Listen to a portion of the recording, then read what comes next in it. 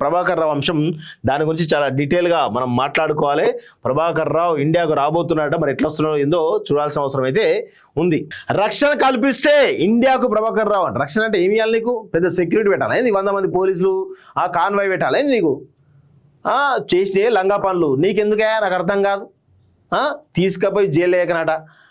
Phone tapping case విచారణలో కీలక అంశం చోటు చేసుకుంది. రక్షణ కల్పించి ముందస్తు బెయిల్ మంజూరు చేస్తే ఇండియాలో కేసు విచారణకు విదేశాల్లో ఉన్న ప్రభాకర్ రావు హాజరవుతారని ఆయన తరపు న్యాయవాది నిరంజన్ రెడ్డి హైకోర్టులో వాదనలు వినిపించారు. ఆయనకు పాస్పోర్ట్ లేదు, ఎట్లా తీసుకొస్తారు చెప్పండి? ఆయన పాస్పోర్ట్ రద్దు చేసారు. దానికి మళ్ళీ కోర్టు కూడా జోక్యం చేసుకోవద్దు దయచేసి. ఈ దొంగలకు ప్రభాకర్ రావు ముందస్తు బెయిల్ పిటిషన్పై మంగళవారం హైకోర్టులో విచారణ జరిగింది. ఫోన్ ట్యాపింగ్ కేసులో ప్రభాకర్ రావును అరెస్ట్ చేయొద్దని, ముందస్తు బెయిల్ ఇవ్వాలని కోర్టుకు నిరంజన్ రెడ్డి విజ్ఞప్తి చేశారు. ఇదే కేసులో ఉన్నటువంటి శ్రవణ్ రావుకు సుప్రీంకోర్టు ప్రొటెక్షన్ ఇచ్చిందని వివరించారు. శ్రవణ్ రావుకి ఇచ్చినట్టే ప్రభాకర్ రావుకు రక్షణ కల్పిస్తే విచారణకు తప్పకుండా హాజరవుతారని వెల్లడించారు. ప్రభాకర్ రావు పాస్పోర్ట్ రద్దు కాబడిందని, ప్రస్తుతం ఆయన ఎలా తిరిగి వస్తారని పోలీసుల తరపు అడ్వకేట్ తన వాదనలు ప్రశ్నించారు. ట్యాపింగ్ వ్యవహారంలో అసలు కీలక సూత్రధారి ప్రభాకర్ రావేనని వివరించారు. పోలీస్ దర్యాప్తులకు హాజరయ్యేలా, విచారణకు సహకరించేలా ఆదేశాలు ఇవ్వాలని కోరారు. హైదరాబాద్ వస్తున్నానని గతంలో ట్రయల్ కోర్టులో ప్రభాకర్ రావు పిటిషన్ దాఖలు చేశారని గుర్తు చేశారు.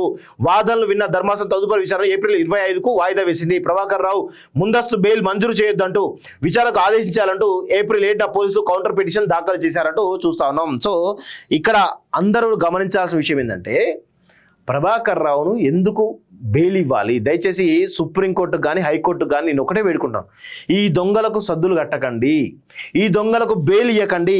వీళ్ళు చేసినటువంటి అరాచకాలు అంతా ఇంతగా మీ జడ్జిల ఫోన్లే ట్యాప్ చేసిన దొంగలు వీళ్ళకి ఎందుకు బెయిల్ ఇస్తా ఉన్నారు?